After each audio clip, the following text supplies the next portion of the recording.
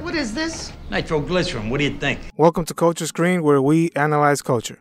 In this episode, we are summarizing the 5th episode from Season 6 of the Sopranos series titled Mr. and Mrs. John Sacrimoni Request. The episode first aired on April 9th, 2006. In the beginning, Johnny Sac's daughter is getting married. Johnny's family goes to visit him in jail to plan out the wedding ceremony. Members of the New York and New Jersey crews are invited. Johnny also ends up inviting Rusty Milio. In order to attend the wedding, of course, Johnny has to get permission, and the U.S. Marshals accompany him to the wedding. When they bring Johnny's clothes, we see he is upset at his outfitter for bringing patent leather shoes. Johnny is granted 6 hours to attend his daughter's wedding, and this becomes an issue for him later on. We see Tony has continued to attend his therapy sessions with Dr. Melfi, but he refuses to speak about family matters. Dr. Melfi tries to speak to Tony about his own uncle attempting to take his life, but Tony refuses to speak on the matter and instead dodges the traumatic experience and chooses to complain about AJ instead. I told you I didn't want to talk about my uncle. Melfi makes it clear to Tony that AJ's behaviors and performance are most likely a direct result of what he sees in Tony. Melfi tries again to guide Tony towards seeing that children are directly affected by the decisions their parents make. Much like Tony was affected by his mother, AJ is also shaped by Tony. Tony then meets up with the guys at Satriellis. When Tony tries to explain the treatment he went through recently at the hospital, Silvio cuts him off as if he is not interested. This happens multiple times, and Tony realizes that none of his crew members actually care about his medical treatment or the attempt Junior made on his life. They all quickly ignore his predicament and push him to join in on the card game instead. Phil Leotardo drops in for a visit, but he does not stop by to wish Tony a speedy recovery. Instead, he comes to ask Tony for a favor on behalf of Johnny Sac. Phil says that Johnny wants Tony's crew to take out Rusty Milio. Rusty is seen as the last surviving threat to Johnny's power. Little Carmine is no longer a threat, and Angelo Garepi has been dealt with. But Rusty is still in the picture, and Johnny wants him gone. Tony feels like he has been taken advantage of enough by the New York crew, and he denies the request. Phil walks away upset, and he tells Tony to be well. When Tony heads to the wedding, he almost passes out at the entrance when he is asked to take off his shoes to cross the metal detector. Once all the guests are inside, the ceremony begins, and we see Vito Spatafore strangely distant and uncomfortable. Vito's wife displays affection toward him, but Vito shows no emotion toward her at all. Vito feels as if he is putting on an act, having to make appearances with his wife. He ends up leaving early with his family before the ceremony concludes. But you can't refuse a man's request on his daughter's wedding day?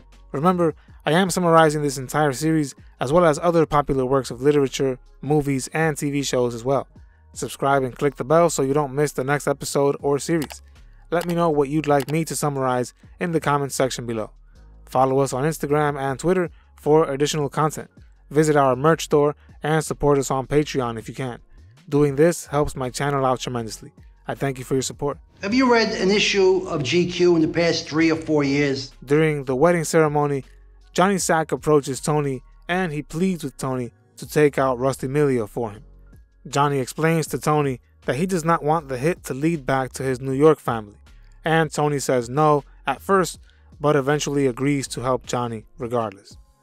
Johnny thanks Tony, then tells him that he will never forget this favor. While they are speaking, they have to speak in code due to the fact the federal marshals are close by listening in on Johnny's conversation. The marshals are there to monitor Johnny and make sure he does not engage in illegal activities. Afterward, the marshals remind Johnny that they will have to take him back soon. When Johnny reminds them that he was allotted 6 hours for the wedding, the marshal reminds him that the 6 hours includes transporting him back to the cell. The marshals end up completely embarrassing Johnny when they choose to take him back to his cell right as his daughter is about to drive off in her Rolls-Royce limousine. As the bride waves to Johnny, the federal agents block the Rolls-Royce from moving and they proceed to force Johnny back into his handcuffs right as the bride and groom were about to drive off in front of all their guests. This completely destroys Johnny and he begins to sob. Jeannie Sack also passes out and falls backwards on the floor, and their daughter exits the limo in tears to attend to her mother. Phil Leotardo ends up losing all respect for Johnny after seeing him cry in public, and shares that if a man can be made to cry, the feds have a chance at eventually breaking him during an interrogation. Tony jumps in defense of Johnny and says that any man would break down over the treatment the marshals gave to Johnny during his daughter's wedding. In this scene, we see firsthand how any sign of weakness is used by the made men. When Tony was hospitalized, his own close crew members sought to take his throne. As Johnny Sack weeps due to the U.S. Marshals effectively ruining his daughter's wedding, this is seen as an opportunity by Phil to challenge Johnny's power and authority. He's my nephew. Why would I shoot him? Why? As we catch up with Vito, we see he gets ready to head out again late at night. He leaves his wife Marie and he heads to a bar. While at this bar, Vito is spotted dancing with another man by Sal Iacuzzo, a fellow New York Mafia member. Immediately after this, Vito checks into a hotel and we see he clearly fears for his life. If word gets out that he was seen enjoying the company of a man at a bar, he will lose all respect and eventually be taken out by his fellow Mafia members. As we catch up with Tony, we see his orders are constantly being questioned, and he fears he may be losing the respect of his members. Christopher continues to give his opinions on Tony's commands.